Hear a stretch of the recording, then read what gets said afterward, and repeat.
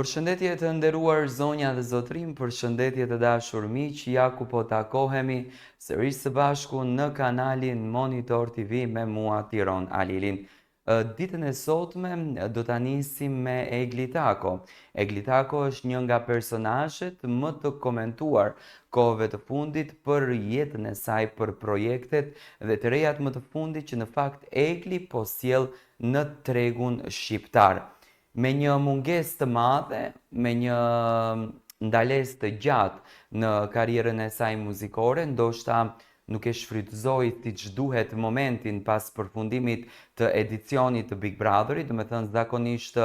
artistët shqiptarë shfrytëzojnë momentin, e jetojnë këtë momentin, duan të marrin më të mirën e këtij momentit. Egli Tako pati disa batica apo zbatica. Tani,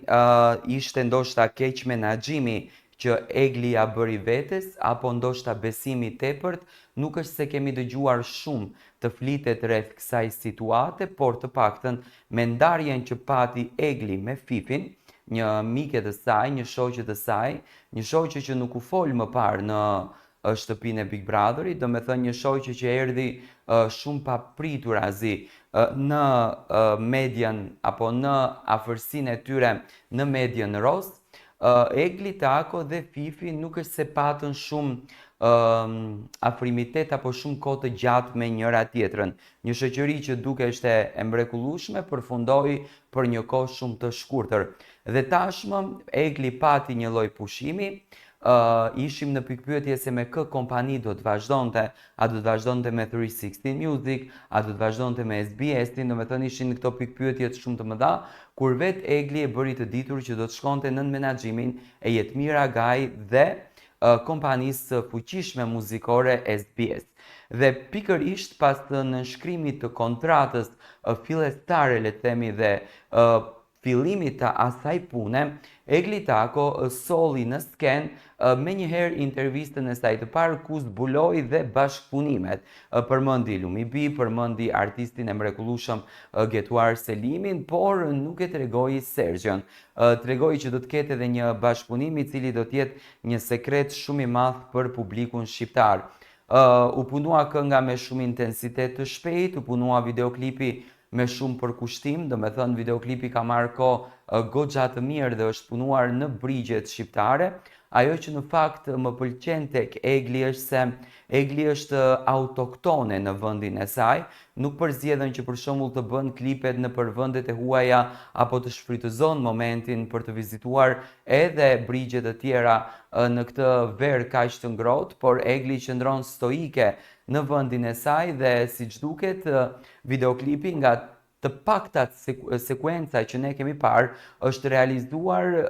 pas dite apo gjatë perëndimit të diellit, ku do me thënë emocioni është i shprehur në të gjitha format. Më pëlqen filmi, unë do ta them film, më pëlqen filmi që ndërton Egli, zakonisht edhe të Kënga Jet, një produkt apo një projekt që Egli e solli më herët në kanalin e saj zyrtar në YouTube, i cili është i menaxhueshëm nga SBS kompani, në krye me Jetmir Agajin dhe të gjithë strukturën që përfshin kjo kompani. Dhe kjo kënga tjetër që tashmë po punohet, Baby, një këngë që duket që ka shumë romancë, duket që ka shumë fjalë të bukura të dashurisë, do me thënë presim që edhe kjo kënga të jetë pak e përfshirë me gjestin, por nuk dua të kaloj me njëherë këtu në analizë, do me thënë dua të qëndroj pak tek krimtaria apo tek romani që Egli ndërton brenda një filmit. Egli zakonisht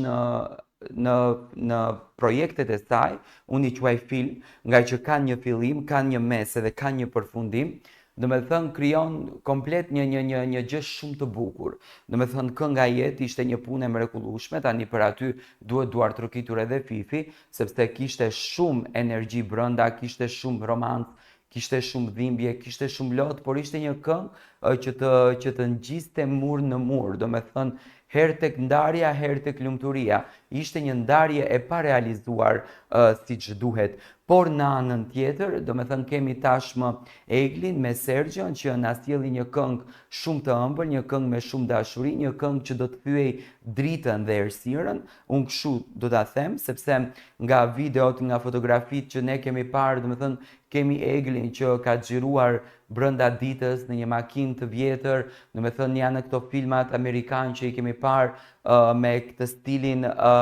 të fermerëve modern. Dhe është kjo pjesa tjetër që do me thënë në perëndim të diellit ku Egli e veshur me lëkurë të zezë, gjithmonë duke qëndruar stoike në këtë fermerin apo në këtë fermeren moderne, apo në këtë stilin e një kapos, le ta themi, Egli është duke treguar romancën e saj. Bëhet fjalë për një dashuri, bëhet fjalë për një romancë, kënga është balat